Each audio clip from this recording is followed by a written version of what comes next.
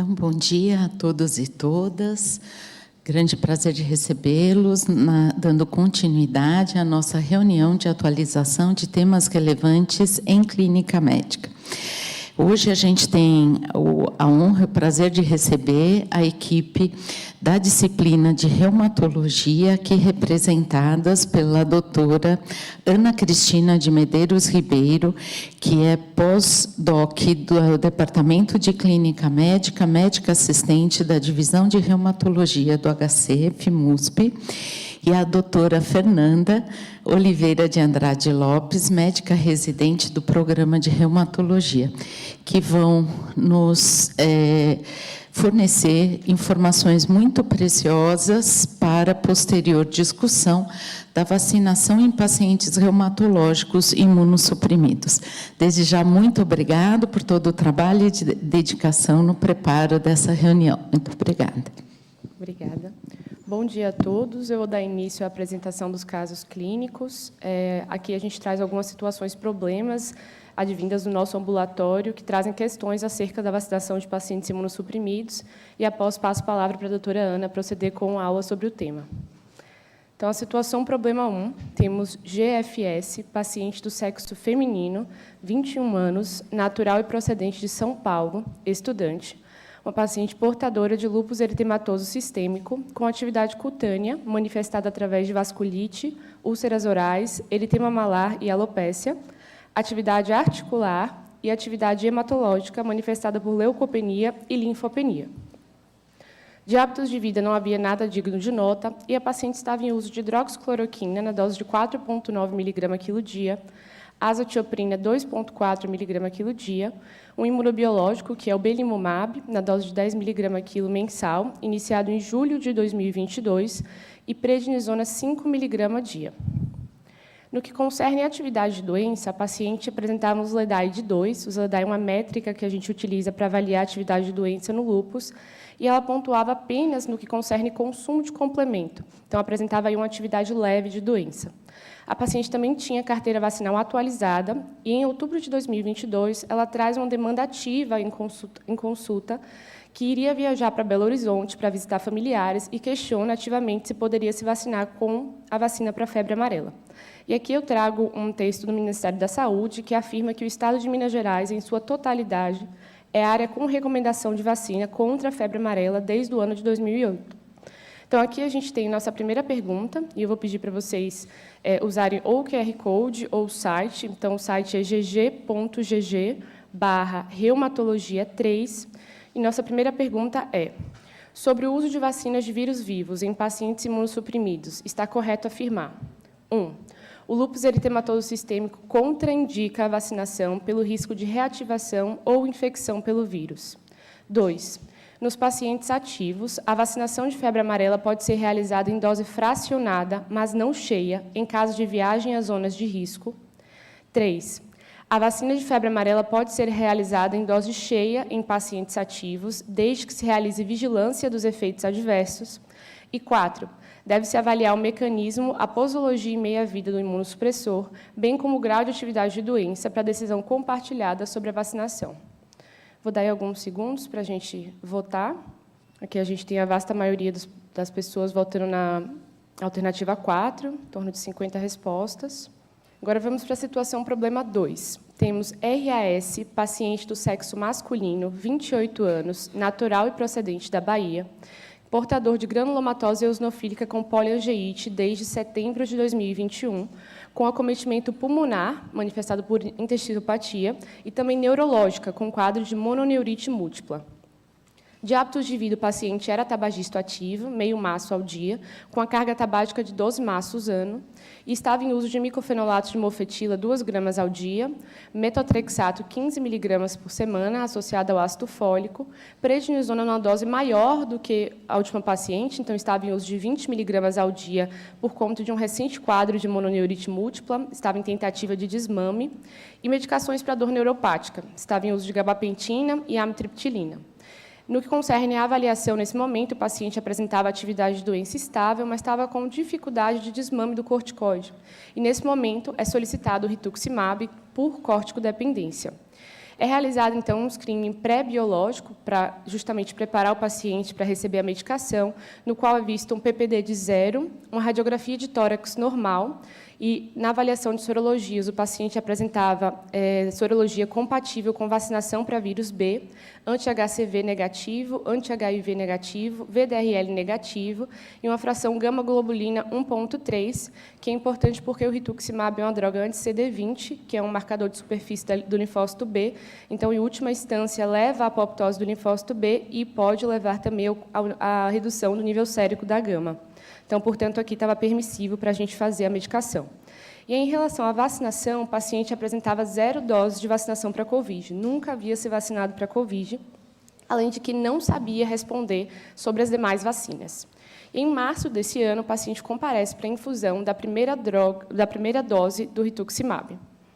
E aqui a gente tem nossa segunda pergunta, vou pedir para vocês participarem, agora é gg.gg/reumatologia1, que pergunta: qual a próxima conduta a ser tomada?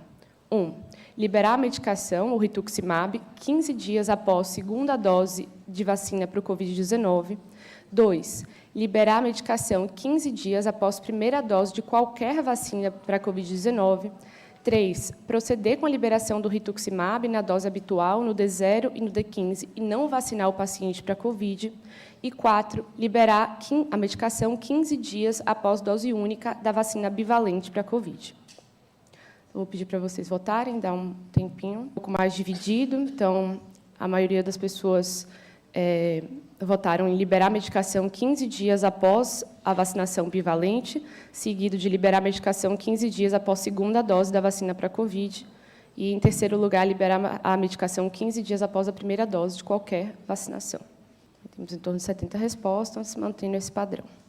E aqui nós temos nossa última situação problema, MCS, paciente do sexo feminino, 62 anos, natural e procedente de São Paulo, portadora de artrite reumatoide soronegativa. Então, apresentava fator reumatoide e anti-CCP negativos, diagnosticados em 2015, além de ser portadora de obesidade grau 2. De hábitos de vida, a paciente também era tabagista ativa, 7 cigarros ao dia, com a carga tabágica acumulada de 14 maços ano, e estava em uso de metotrexato na dose de 25 mg por semana e ácido fólico, além de golimumab, também um imunobiológico, na dose de 50 mg subcutâneo mensal. Também estava fazendo reposição para a vitamina D.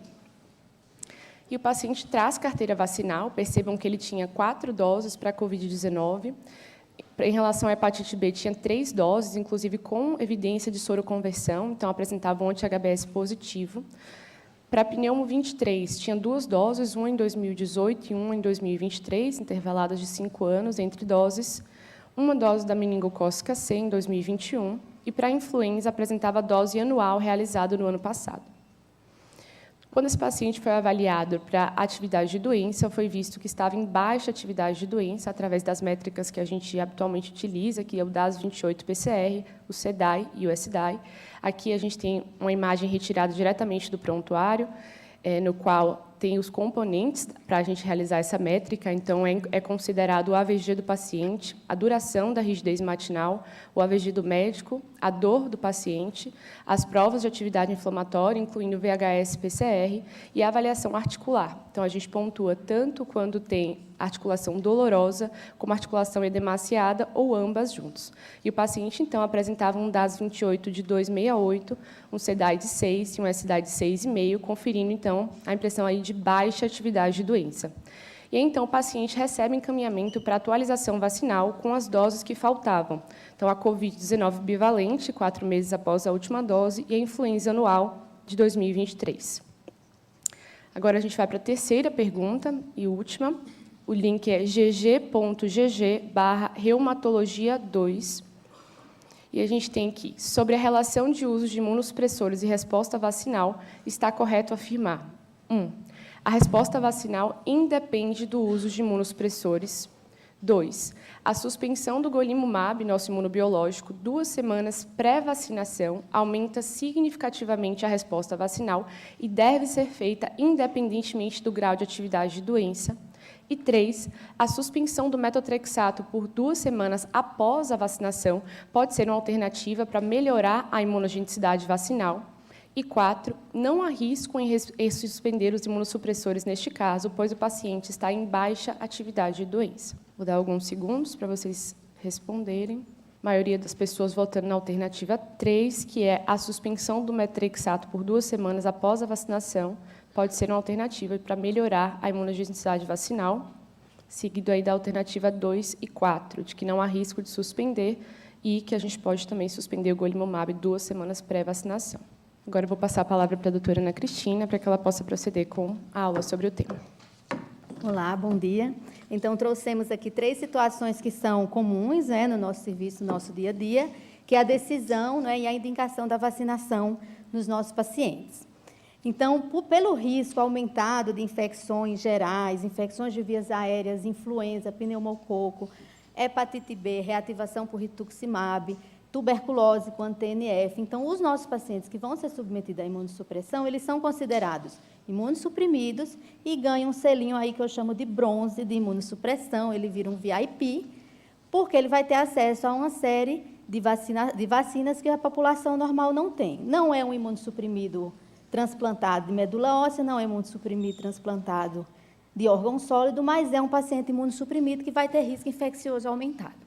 Então, ele vai ter aí acesso à vacinação com uma série de vacinas, e a gente relembra que esses pacientes, pela imunossupressão, eles não devem ser expostos a cepas selvagens, né? Então, a exposição para você pegar logo a doença e ficar protegido, como a gente tanto ouviu durante a pandemia de Covid, né? Eu quero pegar logo e me livrar do problema, não é indicado para os nossos pacientes, nem para pessoas de risco, nem para ninguém, preferencialmente, mas para os nossos pacientes especificamente, eles têm um risco de ter a doença mais grave, de reativar a doença e com risco de mais desfechos letais, inclusive Covid-19.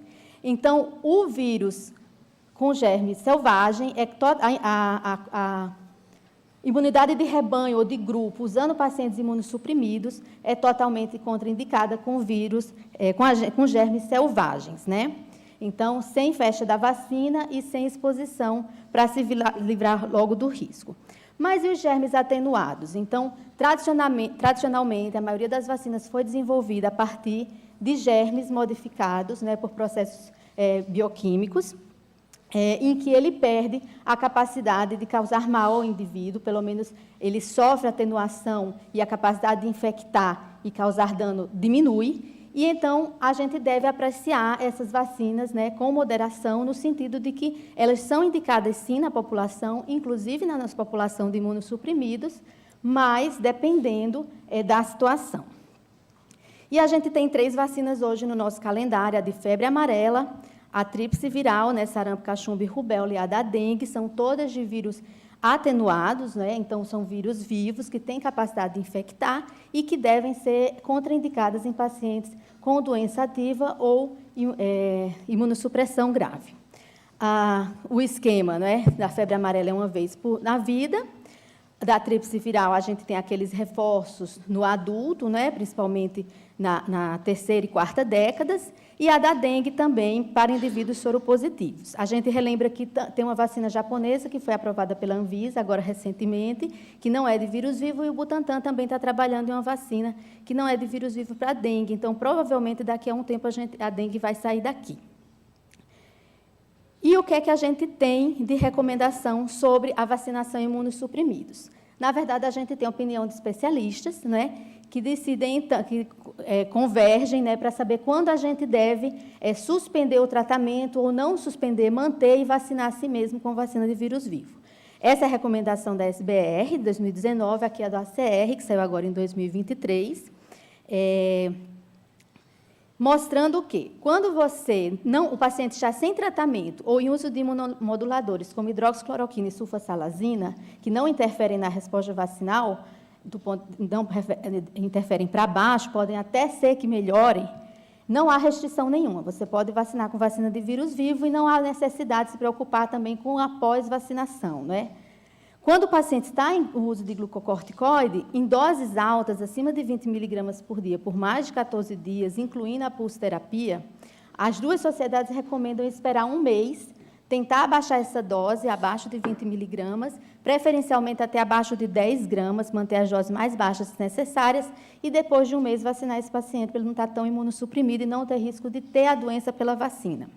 E suspender por mais 4 semanas depois, ou seja, evitar elevar essa dose acima de 20 ou uma nova pulsoterapia por 4 semanas, porque o vírus pode ainda estar sendo clareado. Esses pacientes imunossuprimidos, eles têm um delay no clareamento viral e eles podem, inclusive, ser fonte de mutações novas. Então, por causa da dificuldade de encerrar o processo infeccioso, então você tem que esperar 4 semanas após. Isso é consenso em todos os graus de imunossupressão. Então, sempre esperar 4 semanas depois para a imunossupressão mais ativa ou para retornar à imunossupressão mais grave. Aí aqui começa a confusão, porque a SBR considera leflunomida e metotrexato em doses baixas, sem restrição.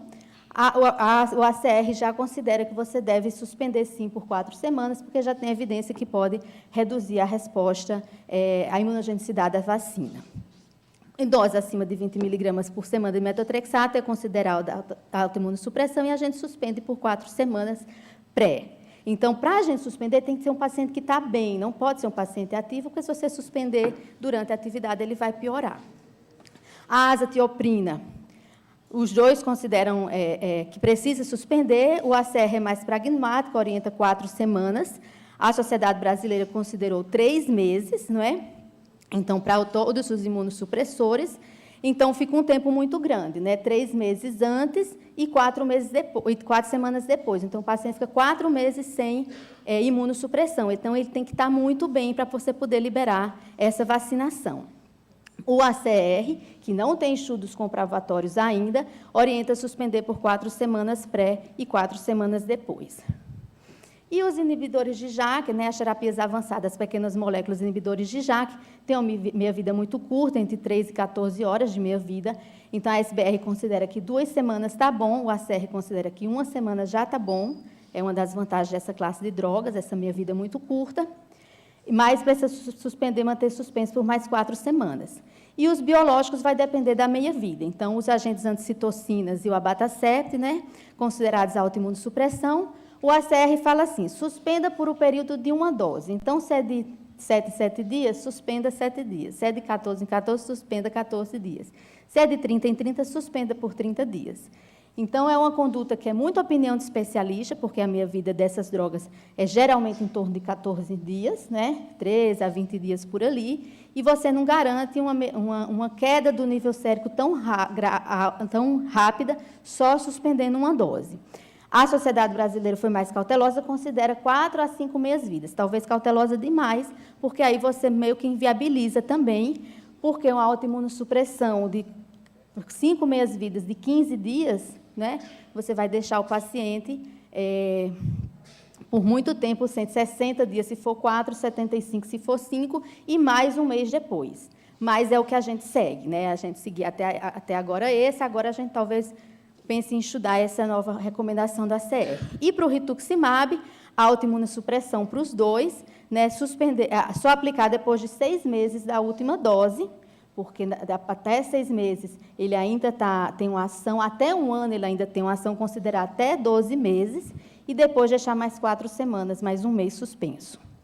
Então, não há consenso na literatura, a gente ainda está... É muita opinião de especialista, mas a gente tem esses 2 trabalhos, ambos brasileiros, que no alerta epidemiológico 2016-2017 da febre amarela aqui em São Paulo, né, foi orientada a vacinação, e aí a gente tem esse trabalho da brasileira, que mostrou um 18% a menos de soroconversão nos pacientes com doença autoimune, e também redução das médias geométricas dos títulos, e nos nossos pacientes, que eram mais jovens, predominantemente lúpus, eles mais predominante artrite reumatoide espondoartrite, também mostrou uma queda aí de 13% da soroconversão, mas ambos com segurança, se você segue as orientações da SBR lá de 2019. Então, hoje é mais ou menos o que a gente faz, essa recomendação da ACR é recente, e a gente acha que precisa mais estudos.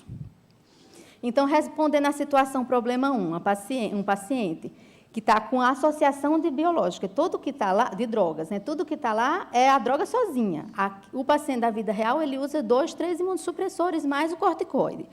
Então, pela hidroxicloroquina poderia, pela azatioprina teria que suspender, né? Pela SBR 3 meses antes, mas pelo ACR só 1 mês, e o belimumab pela SBR 20 dias de meia-vida, então 80 dias, 4 meias-vidas, e pelo ACR 1 mês, né?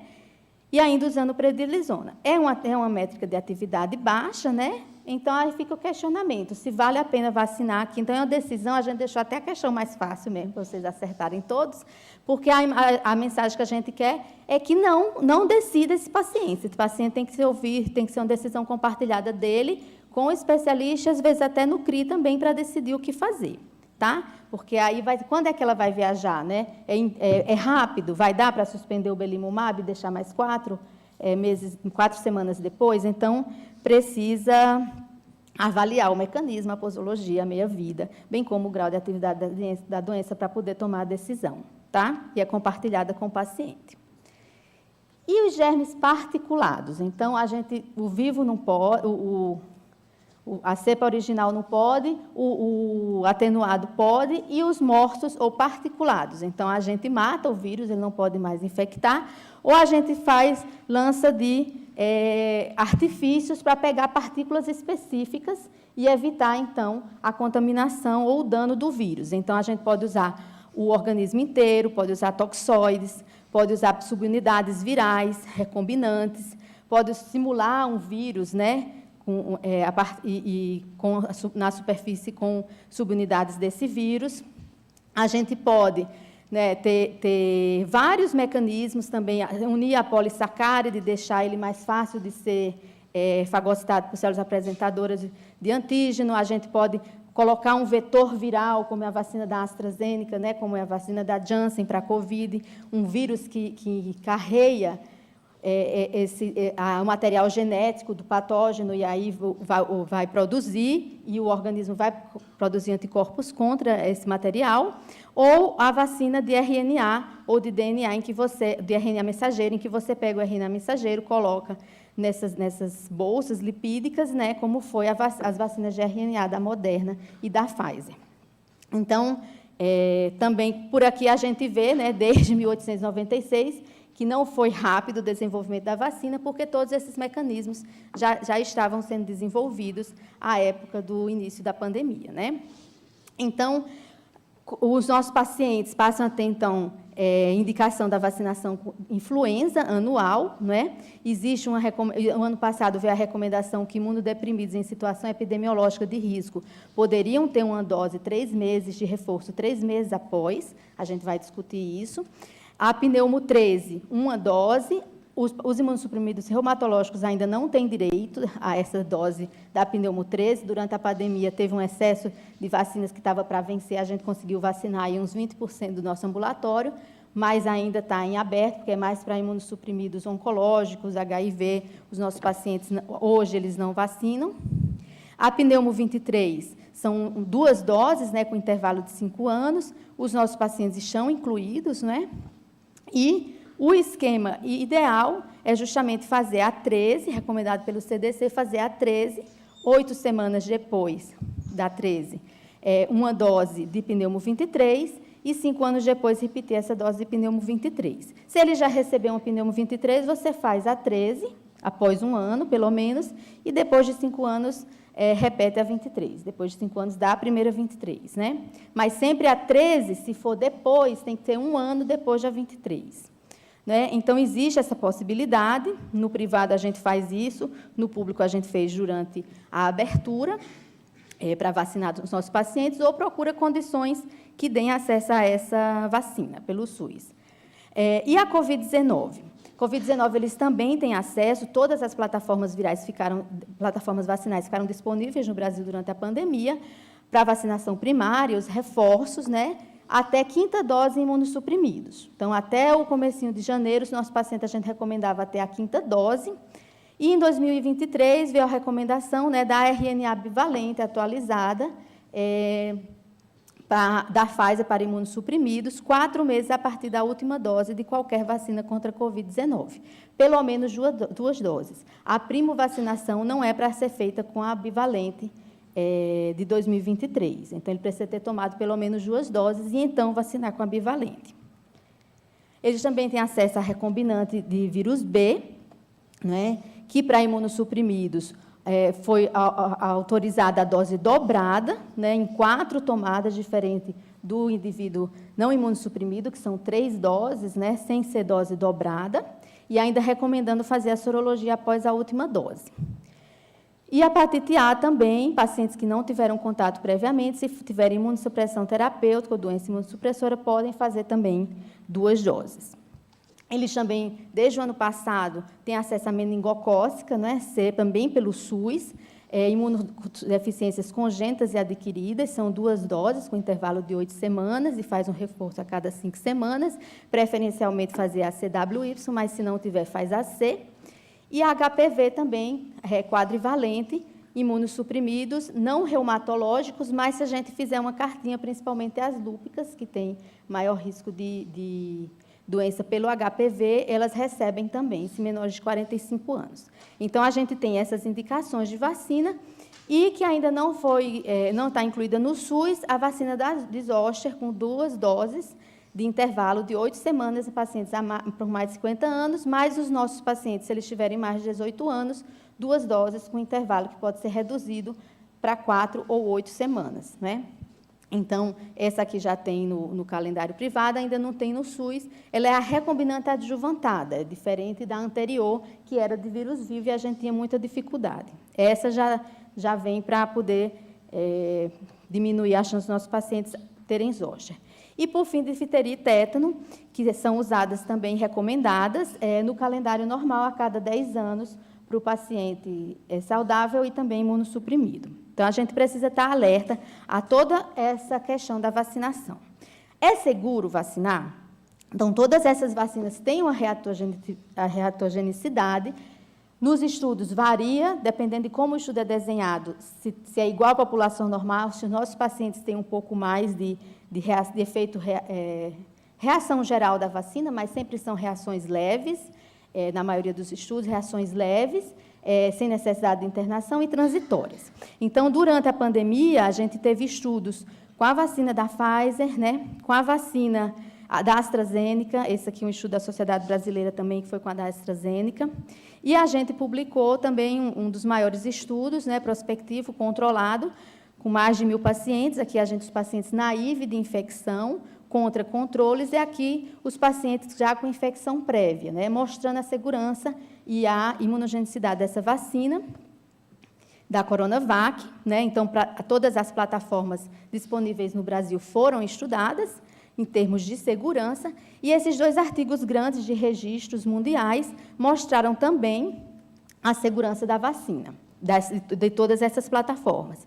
E o que a gente vê em termos de reativação ou de flare das doenças, né, que é uma preocupação a mais, além das reações à vacina comuns, né, a pacientes não imunossuprimidos, o reumatológico é o risco de reativação. Esse risco é em torno de 5% na maioria dos estudos, 5% a 10%, também varia como ele é catalogado, se é só referido pelo paciente, se é observado em prontuário, ou se é coletado prospectivamente.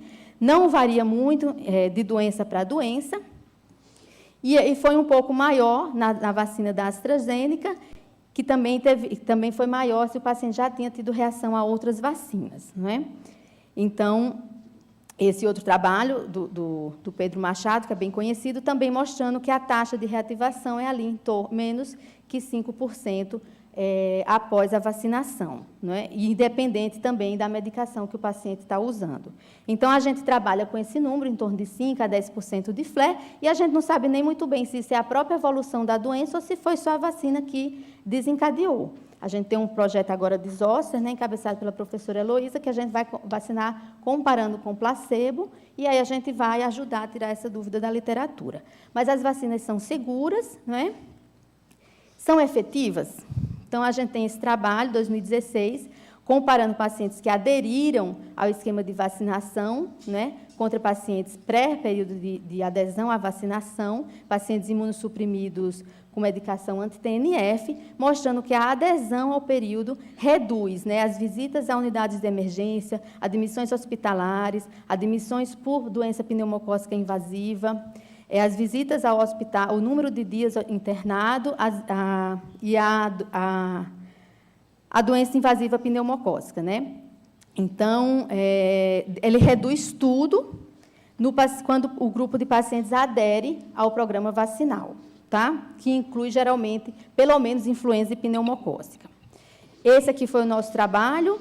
A gente mostrou que 40 dias antes do paciente ser considerado vacinado, né, que é 10 dias depois da última dose de Coronavac, eles tinham 3%, aqui era isolamento total, né, 2021, comecinho, os pacientes tinham 3% de infecção contra 0,6% nos primeiros 40 dias após eles serem considerados totalmente vacinados, com significância. Quando a gente estendeu esse período para 6 meses, essa significância se manteve, e a gente, mesmo com a reabertura, e aqui em São Paulo estava duplicando o número de casos, enquanto a gente conseguiu baixar aí, bastante. E aí, durante os primeiros 6 meses, né, a gente teve uma queda de 19,4 infecções por paciente ano e uma redução de hospitalização de 4,6 por 100 pacientes ano. Então, mostrando que a vacina é, sim, efetiva. Essa foi de Coronavac.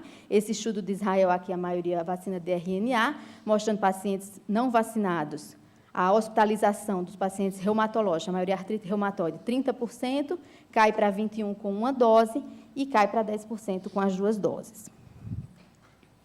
Esse trabalho também, artrite reumatoide, mostrando os nossos pacientes tendo mais eventos que os pacientes não imunossuprimidos depois de uma dose, e depois de uma dose, uma redução expressiva no número de casos.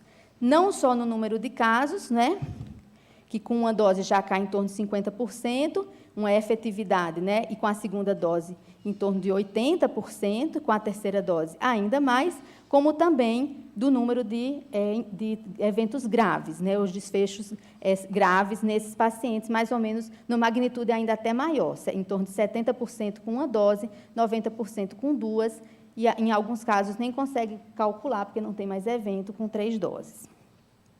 Aqui mostrando também a manutenção dessa efetividade ao longo dos primeiros 4 meses de pós-vacinação. E aqui mostrando, né, as curvas de sobrevida de infecção. Então, azul, pacientes não vacinados, eles começam a se infectar, vacinados completamente, e o verde com o booster, a dose de reforço. Então, infecções, vacinação, infecção, hospitalização, morte por Covid e morte por causas associadas durante a internação por Covid. Então, mostrando uma efetividade real da vacinação contra o Covid. Aqui mostrando também que, independente da doença, eles se beneficiam, tanto da vacinação simples como do booster. Alguns ultrapassam aqui 1, mas é porque o N era muito pequeno.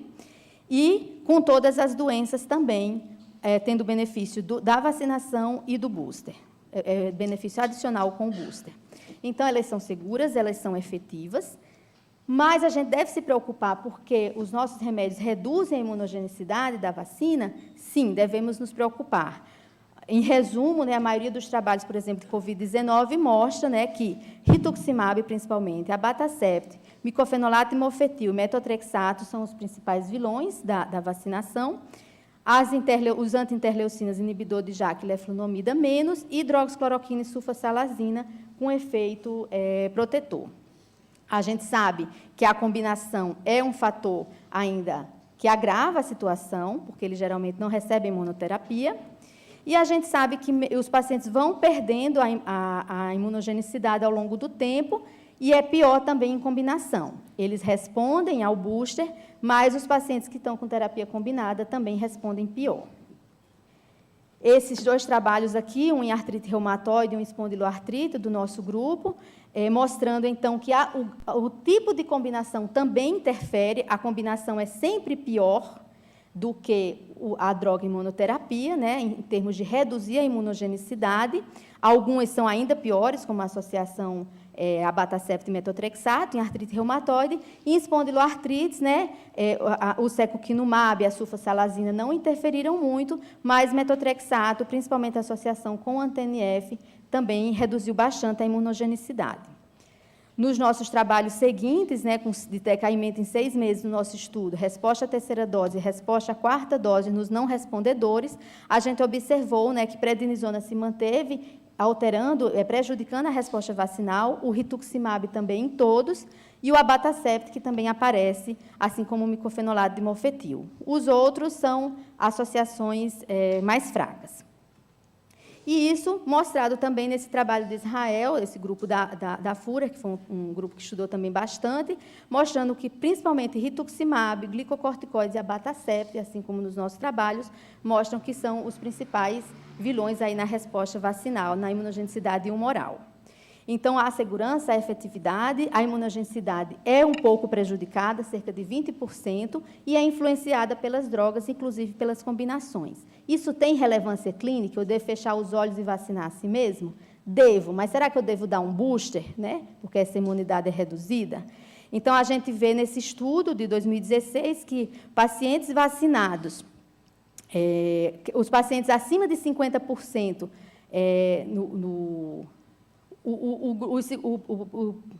cinquentil, né? A metade de cima dos pacientes tinham poucos que respondiam mais, com imunogenicidade melhor, tinham menos eventos do que os pacientes que a metade inferior da curva, que começava a ter mais eventos, porque não tinha respondido à imunogenicidade humoral. Então, ela conta, é um desfecho secundário, mas ela conta porque ela se associa com o desfecho final, que é a infecção e o óbito.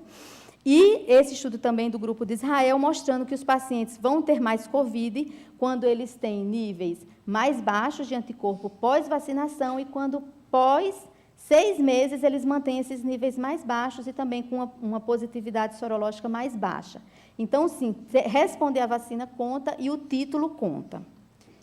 Esse trabalho aqui mostrando também indiano, mostrando que o paciente que não responde, tem a sorologia negativa, ele não responde, ele vai ter mais eventos de infecção, o que responde parcialmente e o que responde totalmente em vermelho, com muito poucos casos, isso com significância estatística. E, por fim, esse trabalho, que vai muito de encontro aos nossos achados, é que nos pacientes reumatológicos, esse trabalho de um grupo de Boston, mostrando que a incidência de COVID é bem maior entre os pacientes com rituximab, que é um anti-CD20, seguido do abatacept, que interfere na relação linfócito T e linfócito B, então também reduz as imunoglobulinas. E as outras drogas vêm em seguida, micofenolato mofetil, outros de MARDs, inibidor de interleucina, inibidor de JAK e TNF. Tudo isso comparado à monoterapia com hidroxicloroquina. Então, sim, eles têm um risco maior de infecção, mesmo vacinados. Esse grupo aqui era pacientes pós-segunda dose. Então, eles continuam tendo mais casos. E a Pfizer performou mais ou menos igual à vacina da Janssen, né? E a Moderna, que é considerada que tem 2 vezes a quantidade de antígeno da Pfizer, protegeu mais. Então, na Europa, inclusive, eles orientam que os pacientes imunossuprimidos sejam preferencialmente vacinados contra a Moderna, contra a Pfizer.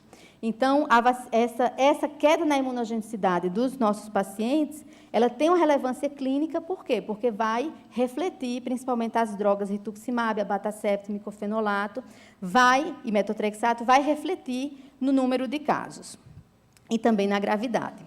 Então, como a gente garante a proteção com a redução da imunogenicidade? Então, a gente tem várias estratégias. Primeiro é vacinar os contactantes, por isso que nós, como agentes de saúde, né, médicos, precisamos nos vacinar para evitar transmitir infecção para esses pacientes. Os familiares também, então a vacina da influenza é liberada para contactantes de imunossuprimidos, a gente colocar isso no pedido também, quando encaminhar o paciente para se vacinar. A gente pode lançar mão de esquemas de reforços, como esse da influenza, que veio 3 meses depois, em populações idosas e imunossuprimidos, pode ser feito um reforço. O COVID, né, que a gente teve uma indicação de booster aí a partir de 2021, ainda sem dado, mas os dados foram mostrando que era necessário esse booster para os imunossuprimidos, principalmente, e no meio da pandemia, a tomada de decisão já veio antes até mesmo do dado. Hepatite B, que o nosso calendário já antecipou, mesmo sem ter muito estudo em hepatite B. Inclusive, um dos primeiros era a professora, acho que foi a primeira tese que ela orientou, da Kátia Kuruma. A hepatite B já faz dose dobrada de hepatite para os nossos pacientes e até a 4ª dose, um esquema que foi mais comprovado para pacientes transplantados renais e pacientes com insuficiência renal. Nos nossos pacientes ele não foi comprovado, mas já é o que está sendo usado. Aumento da dose vacinal, então, hepatite B. Existe uma vacina de influenza em alta dose, que é 4 vezes a quantidade de antígeno da vacina tradicional de influenza, ainda não chegou no Brasil, mas tem alguns trabalhos em artrite reumatoide, um com achados duvidosos, um com achado mais robusto. E a questão da Moderna versus Pfizer na Europa, né, que os reumatos lá preferem Moderna porque tem 2 vezes a mais o antígeno do que a Pfizer. Opções por plataformas mais imunogênicas, então, o uso de adjuvantes a gente faz para aumentar a imunogenicidade das vacinas, isso é comum na vacina de influenza e também nessa recombinante de Zoster, ela é adjuvantada. E a questão do Covid, será que as gRNA dão mais pico de anticorpo e isso protege mais? A gente não sabe, existe esse pico, mas assim como existe o pico, cai muito rápido. E comparando os nossos dados com os dados de Israel, a taxa de proteção, de positividade, né, o paciente que positiva é igual, embora os títulos da Pfizer sejam maiores, mas também caem muito mais rápido. Né? Então, o governo optou, por exemplo, para imunossuprimidos, o booster, a partir da 3ª dose, ser com Pfizer ou AstraZeneca, e agora, em 2023, para imunossuprimidos, a dose da bivalente é da Pfizer, né? É a vacina da Pfizer que está sendo indicada para esses pacientes. Mas isso baseado em pico de sorologia, né? E o adiamento ou suspensão temporária de agentes imunossupressores. Será que um agente que tem uma meia-vida curta, se eu suspender por um tempo, eu faço com que esse paciente responda mais? Então, voltando àqueles 4 medicamentos que a gente achou como os mais capazes de influenciar negativamente a resposta, a gente vê esse trabalho aqui do grupo de Israel, mostrando que 6 meses após a dose de rituximab, apenas 20% dos pacientes respondem, 1 ano, apenas 50%, e isso vai aumentando quanto mais longe da dose eu fizer a vacina. Então, para o rituximab, né, que foi um preditor de maior gravidade de Covid em praticamente todas as cortes, né? Mas também são preditores de ausência de resposta humoral nessa população que vai com rituximab. A idade, o fato de ser vasculite associado a homeopatias inflamatórias, a IgG sérica, o menor tempo desde a última dose de Ritux e a ausência em menor quantidade de células B, né? na imunofeno de alta performance. Então, na situação problema 2, que era um paciente que tem acometimento pulmonar, com risco de Covid, ele só tem vantagem, a única vantagem dele é que ele é jovem, né? Mas ele tem doença intersticial pulmonar, que é associada a piores desfechos de Covid, ele é tabagista ativo, né? E ele está usando 2 remédios que alteram bastante a resposta vacinal, micofenolato e metotrexato, prednisona em dose 20, não tomou nenhuma dose de Covid, e vai para a rituximab. A indicação desse paciente é córtico-dependência, ele não está superativo precisando desse rituximab imediatamente, que também demora para agir. Então, nesse caso, a gente opta por vaciná-lo, fazer a primovacinação, né, com 2 doses, se possível, diminuir o intervalo para o mínimo intervalo possível, liberar a medicação 15 dias após a 2ª dose, que a gente sabe que 15 dias vai diminuindo a cada dose que você toma. Geralmente, 10 dias após cada dose, o organismo já montou a resposta imunológica, então a gente vai fazer a primovacinação desse paciente, e não o reforço com a bivalente. Essa aqui, vocês foram mais na bivalente, né? Mas como ele não tinha nenhuma dose, ele tinha que ser vacinado, a primovacinação primeiro. A bivalente, como seria só 4 meses depois da última dose da primovacinação, iria adiar muito. Então, com 2 doses, ele já está relativamente protegido, até porque o rituximab interfere na resposta humoral, não na celular. A celular é preservada, mas ele está com abatimofetil, né, e prednisona. E as outras drogas? A abatacept tem uma meia-vida de 14 dias. Vale a pena eu fazer como a sociedade recomenda para vírus vivo, tirar demais, sendo que ele vai ficar lá por tempo prolongado? A gente acredita que não. O micofenolato mofetil tem um racional, científico, mas o metotrexato não só tem racional, como tem evidência. Então, a gente tem estudos, né, mostrando que a retirada do metotrexato após a vacinação pode melhorar a resposta imunológica. A gente tem, foi inicialmente descrito pelo Park, né, um estudo coreano, que mostrou, ele tinha 4 situações, o slide não abriu, ele tinha 4 situações, aqui, em que ele mantinha o metotrexato, ele tirava o metotrexato 1 mês antes, ele tirava o metotrexato 15 dias antes e 15 dias depois, ou ele tirava o metotrexato 4 semanas depois. Ele fez com 4 semanas. E o que é que ele viu? Que o grupo que se beneficia é justamente o grupo, os 2 grupos que incluem 15 dias após. E ele concluiu, então, que tirar antes não adianta, tá? Tirar depois, um pouco depois adianta, e como essas 2 respostas foram muito parecidas, sendo que esses pacientes ativaram mais a doença, porque ficaram 1 mês sem a droga, tirar 15 dias depois seria suficiente. Ele replicou o trabalho com a população menor e só 2 grupos, e mostrou um incremento aí de 21% na positividade sorológica após a retirada do metotrexato, 15 dias após a dose de influenza trivalente. E aí, durante a pandemia, né, por causa desses trabalhos do Park, em AR, a gente teve uma série de trabalhos, o nosso, né, do Carlos, incluindo pacientes com Coronavac, uma idade média de 60 pacientes, a gente demonstrou um incremento de 24% na soroconversão desses pacientes e no aumento do título de IgG. Não conseguimos mostrar para anticorpos neutralizantes, porque estava um pouco underpowered, mas na mesma revista, né, no mesmo volume, inclusive submetido o pré-print no mesmo dia, um estudo também, a maioria de pacientes AR, com Pfizer, Moderna, AstraZeneca, mostrando um incremento de 33% na positividade sorológica, aumento nos títulos de IgG, 21% na presença de anticorpos neutralizantes, sendo melhor nos pacientes com mais de 60 anos. Então, concomitantemente, a gente com Coronavac, esse grupo de Berlim, demonstrou o benefício também para a vacinação com Covid-19. E depois eles fizeram um estudo menor, mostrando que, quando você fazia o booster, esses pacientes tinham mais resposta neutralizante da Ômicron, tá? Depois vem esse estudo encomendado pela Agência Nacional Inglesa, né, que eles fizeram populações mistas, eram mais jovens, Pfizer, Moderna, AstraZeneca, mostrando aumentos nos títulos de IgG em 2 vezes, em 4, e se mantendo por 12 semanas. Não teve aumento na soroconversão, porque já era todo mundo vacinado, então já era todo mundo no baseline já tinha positividade de anticorpos, mas dobrou. Você retirar o metotrexato por 15 dias após a vacinação, dobra os títulos de anticorpo, inclusive em pacientes com mais de 40 anos. Né? Esse estudo aqui questionou se seria só apenas 60 anos.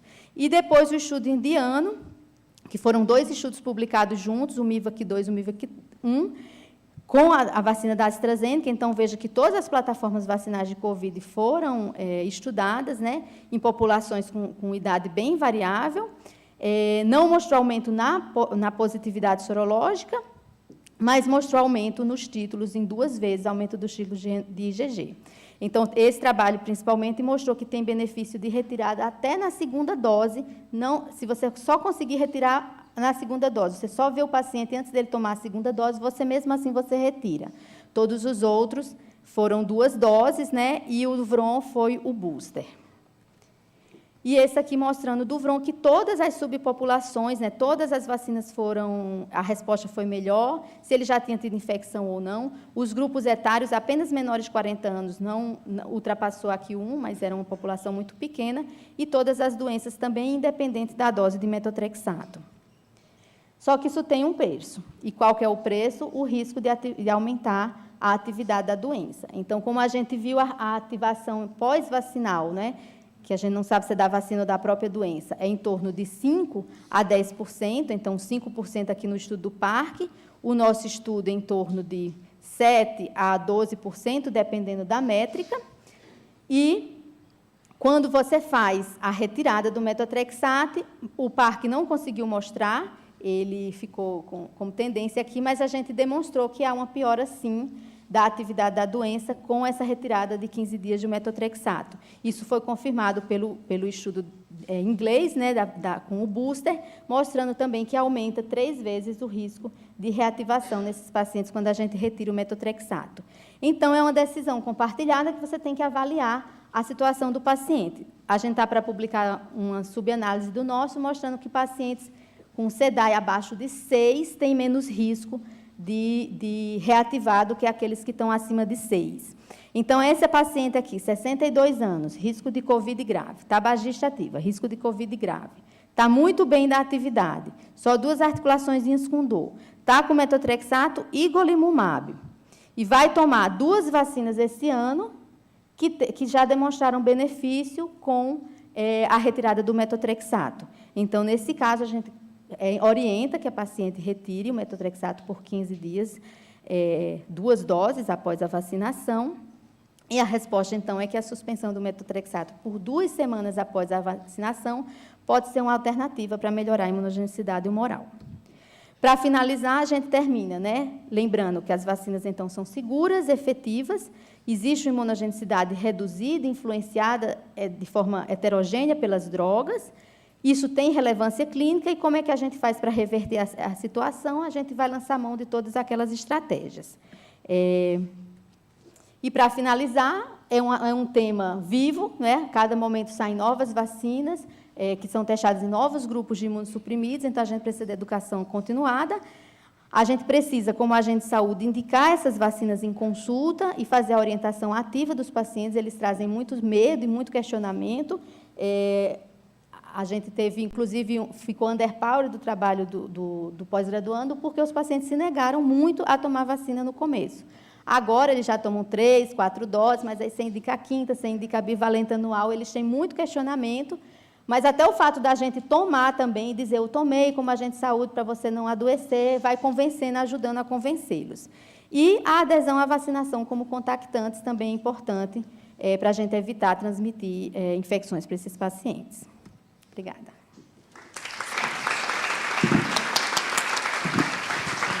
Parabéns, excelente apresentação. Abro para perguntas. Bom dia, parabéns. Realmente um assunto muito atual. Nós clínicos, né? Não sou contra a vacina, muito pelo contrário, eu tenho usado todos os meus contatos sempre a favor da vacina. Então, primeira coisa, não sou contra a vacina. Mas eu gostaria da opinião de vocês, principalmente nos casos que tem uma tendência de hipercoagulabilidade. A gente não questiona que a doença COVID tem muito mais hipercoagulabilidade. Mas teve casos com a AstraZeneca, indivíduo totalmente saudável, ter até amputação de membro, e isso choca, né? Então, eu queria saber, na literatura, se realmente a AstraZeneca causou maior hipercoagulabilidade nos pacientes reumatológicos, especialmente pacientes mesmo, tipo lúpus, se vocês têm algum consenso sobre isso, para a gente poder argumentar, né, com a população, né, que se argumenta, mas surge um caso, né, cai tudo para baixo. Então, por favor, obrigada, muito boa explicação. Obrigada pela pergunta. Então, a gente viu, nesses estudos maiores de registro, em todos esses estudos, que foi extensamente estudado e ainda continua, vários papers saindo, a gente vê que não houve um aumento expressivo do risco de trombose nesses pacientes. No nosso estudo, inclusive, só que era Coronavac, a gente incluiu pacientes anticoagulados do ambulatório de SAF, mas não existiu essa contraindicação, né? Até porque a pandemia estava em andamento e era melhor você proteger o paciente do risco de hipercoagulabilidade pelo COVID do que pela vacina. O risco era comparado ao risco de ter a doença e desenvolver. A gente teve amputação de membro no ambulatório pós-COVID. E pacientes que abriram lúpus e SAF pós-COVID, a gente teve. Mas pós-vacina, não. Com a AstraZeneca, não, nesses pacientes. Geralmente, não houve uma contraindicação, Mas agora a gente está em outro cenário, né? A população já está amplamente exposta, né? As pessoas já têm boosters das doses, imunossuprimidos, muitos já com a 5ª, até a 6ª dose agora com a bivalente. A gente não conta mais as doses, né? Só dá a bivalente agora esse ano. Então, acho que nesse cenário, você ser mais seletivo e evitar, que foi o que acabou acontecendo, né? O governo retirou a produção da AstraZeneca e não vai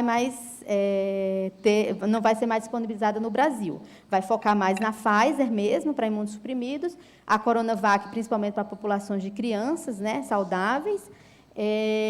Mas, assim, não teve relatos, em todas essas cortes, relatos importantes, não. O que teve foi que dá mais efeito colateral, mais reatogenicidade, efeitos colaterais gerais. Mas efeitos graves, pós-vacina, risco de internação, tudo descrevendo menos de 1%. Excelente. Mais perguntas? Vou fazer uma para você. Eu sei que não é, obviamente, na área de reumato, mas existem outras anticitocinas em uso, anti-IgE, anti-L5, IL4, L13 e L17. Você tem alguma recomendação geral, principalmente para os pacientes com doenças pulmonares, né, que às vezes também podem estar junto aí com vocês, com a reumato também? Perfeito. Os anti-IgEs nem são considerados assim, imunossupressores, né? Mas, assim, também o uso é mais recente, então eu não lembro de ter visto nenhum estudo com anti-IgE, com essas drogas mais de alergia e asma. Os anti-L17 a gente usa também, né? A linha L17, L23 a gente usa em reumatologia, a pele também, e usa anti-integrina também da parte de doença inflamatória intestinal. Tem muito estudo nesses pacientes também, e a maioria apontando ainda mais segurança quando comparada aos inibidores de TNF. Então, se a gente for pensar em segurança para a vacina e capacidade de reduzir a imunogenicidade, é melhor, inclusive, os pacientes estarem com esses remédios do que com a TNF, por exemplo, a doença inflamatória intestinal. Né? Então, também tem demonstração já de segurança e até de imunogenicidade excelente, assim, quase sem nenhuma redução. Excelente. Mais alguma pergunta, professora? Ana, pergunta meio difícil, porque eu sei que a gente não tem evidência ainda e o trabalho da disciplina da professora vai responder dos zoster, né? O que você indicaria? Você sabe que está mal alvoroço, né, em relação à vacina do zoster. Como que você estenderia a tua experiência em relação a um paciente que usa anti-TNF e vai ser vacinado para zoster? O que você recomendaria para nós? Alvoroço bom ou ruim? Bom. Sim, porque é bom mesmo. É para ser bom. Porque, assim, a gente tinha uma vacina, né, a Shingrix, que era de vírus vivo. E a gente tem um aumento, os biológicos, os inibidores de TNF, eles aumentam o risco aí de zoster em cerca de 3 vezes, 2,5 vezes a 3 vezes em relação aos GMARTs convencionais. E os inibidores de JAK, que são ainda, né, são piores nessa população, pode aumentar ainda mais 3 vezes em relação ao anti-TNF. Então, ele, como é uma vacina recombinante, adjuvantada, ela não tem contraindicação, ela é totalmente indicada, pode ser dada mesmo com a doença ativa, ela tem uma imunogenicidade excelente, que em populações saudáveis chega muito perto de 100%. A gente vai estudar, ver o que acontece se tem essa queda aí dos 20% em relação à nossa população, né?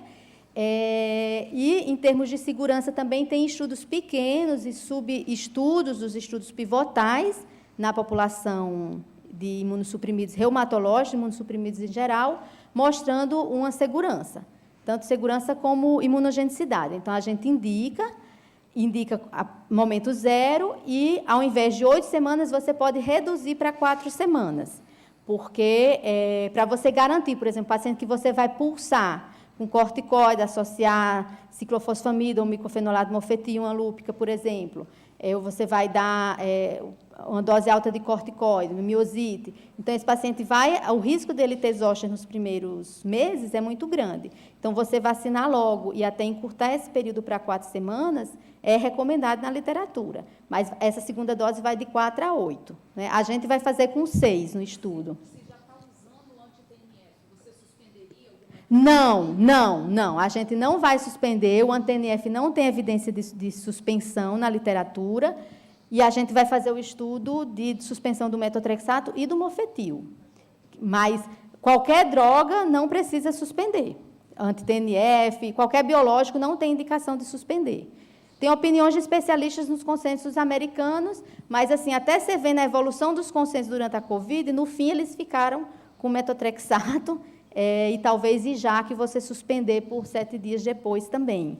Mas, como a gente não tem N para IJAK, a gente não vai fazer só metexis e mofetil. Excelente. Professora? Então, obrigado, Ana. Eu queria só lembrar que o herpes zoster tem uma resposta diferente das outras, né, porque ele é muito mais celular do que humoral. Então, nossas grandes experiências com muitos pacientes influenza e Covid e outras vacinas, talvez não seja a mesma resposta que nós vamos ter, é uma coisa que precisa ser estudada. E lembrando que a vacina foi aprovada para pacientes acima de 50 anos, então nós também teremos que responder numa população mais jovem, que está permitida agora para a nossa população. E queria perguntar uma coisa difícil que eu não sei responder, quem sabe a Ana sabe. É o seguinte, a gente busca o paciente, dar a vacina para o paciente quando ele está na melhor condição possível. Então, com baixas doses, não está tomando droga. Nós vimos que droga é o principal fator. Não é plataforma, tá? Não é plataforma de vacina, é droga que faz a diferença para a resposta e para a manutenção da resposta, né, da imunogenicidade.